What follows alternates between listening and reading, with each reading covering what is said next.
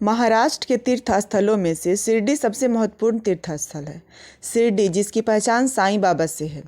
छोटे से शहर शिरडी में प्रतिदिन हजारों की संख्या में भक्त साईं बाबा के दर्शन करने आते हैं। भक्तों का मानना है कि शिरडी के साईं बाबा के दर्शन मात्र से उनके सभी दुख दर्द दूर हो जाते हैं। तो आइए जानते हैं शिरडी के साईं बाबा के बारे में कुछ रोचक बातें। शिरडी में प्रतिदिन लगभग 60,000 लोग बाबा के दर्शन के लिए आते हैं।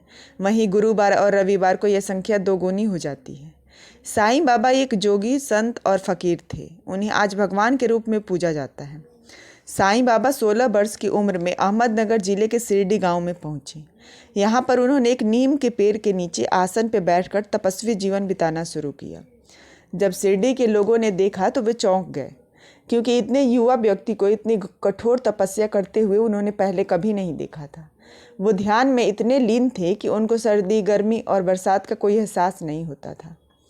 3 साल तक शिरडी में रहने के बाद साईं बाबा अचानक से गायब हो गए। उसके बाद 1 साल बाद वो फिर शिरडी में लौटे और हमेशा के लिए वहाँ बस गए। शशिकांत शांताराम गडकरी की किताब सद्गुरु साईं दर्शन के अनुसार साईं बाबा ब्राह्मण परिवार से थे।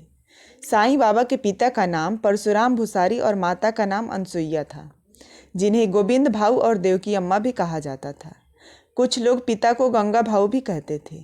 दोनों के 5 पुत्र थे, जिनके नाम इस प्रकार हैं: रघुपति, दादा, हरिभाऊ, अंबादास और बलवंत।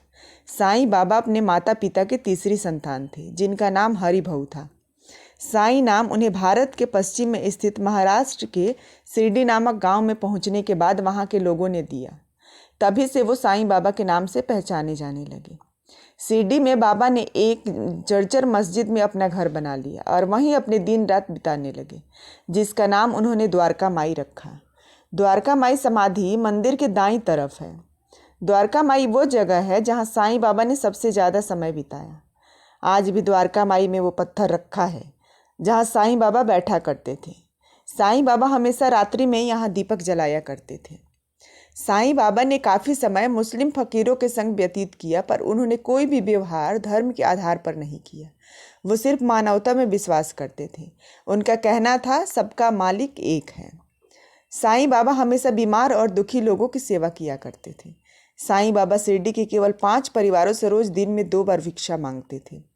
पहले शिरडी के लोग साईं बाबा को पागल समझते थे, पर उनके अविश्वसनीय चमत्कारों से प्रभावित होकर उनके भक्तों की संख्या बढ़ती गई।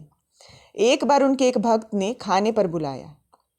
निश्चित समय से पहले ही साईं बाबा एक कुत्ते का रूप धारण करके भक्त के घर पर पहुंच गए। भक्त ने अनजाने में चूल्हे की जलती हुई लकड़ी से कुत्ते को मार भगा दिया। कुछ देर बाद उस भक्त ने साईं बाबा का इंतजार किया, पर साईं बाबा जब नहीं आए तो उनका भक्त उनके पास पहुंचा और साईं बाबा से न आने का कारण पूछा। साईं बाबा मुस्कुराए और कहा, मैं तो तुम्हारे घर भोजन के लिए आया था, लेकिन तुमने मुझे जलती हुई लकड़ी से मारकर भगा दिया। भक्त अपनी भूल पर पछताने लगा और साईं बाबा से माफ़ी मांगने लगा। साईं बाबा ने उसे स्नेहपूर्वक उसकी भूल को क्षमा किया। साईं बाबा की मृत्यु 15 अक्टूबर 1918 को शिरडी गांव में हुई थी। मृत्यु के समय उनकी उम्र 83 वर्ष थी।